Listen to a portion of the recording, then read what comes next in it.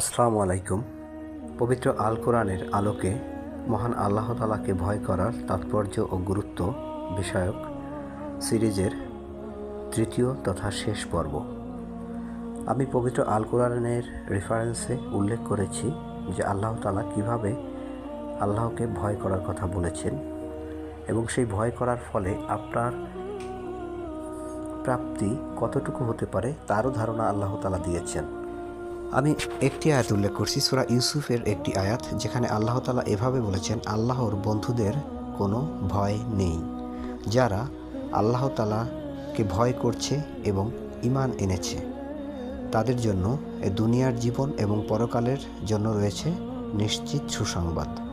আর আল্লাহ তাআলার কথার কোনো হেরফের হয় না।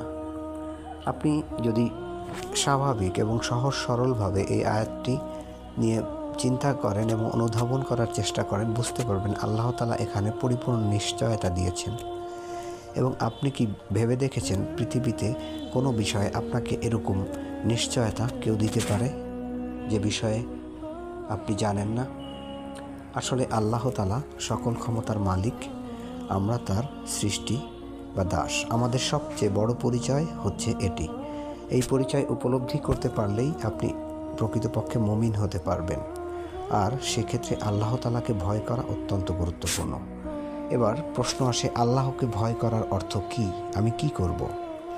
এই প্রশ্নের সহজ সরল উত্তর হচ্ছে, আল্লাহ তাআলা পবিত্র আল কোরআনের মাধ্যমে যে সকল বিষয় বা যে সকল কাজ করার ক্ষেত্রে বাধা দিয়েছেন, নিষেধ করেছেন বা যে সকল কাজ করার অনুমোদন দেননি, সেই সকল কাজকে আল্লাহর সন্তুষ্টির জন্য ত্যাগ করা।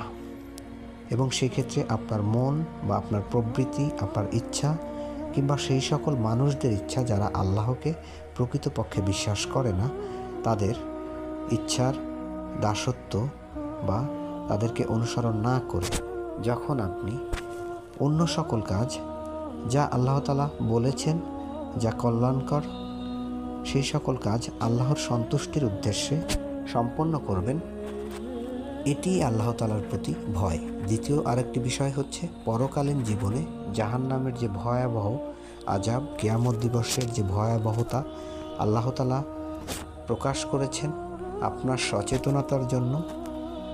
সেই বিষয়ে আপনি যদি সচেতন হন বা উদাসীনতা অবলম্বন থেকে বিরত থাকেন এবং আল্লাহর এই শাস্তির ভয়ে আপনি সঠিক কাজ করতে সচেষ্ট হন, আগ্রহী হন, সঠিক উদ্দেশ্যকে সামনে রাখেন, সেটি মূলত আল্লাহ তাআলার প্রতি আপনার ভয়ের প্রতি